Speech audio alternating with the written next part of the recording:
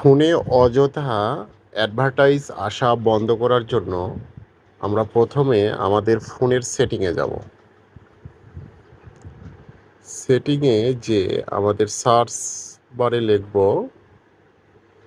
Private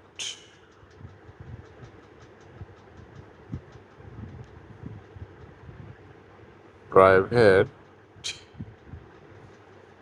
DNS দিয়ে আমরা এখানে ক্লিক করব।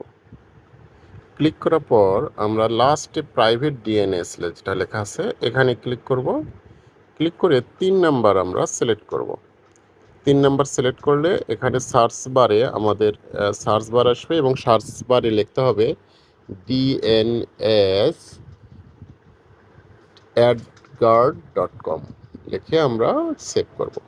সেভ করলে আমাদের কাজ শেষ, আর ফোনে অযথা অ্যাডভার্টাইজ আসবে না। ধন্যবাদ।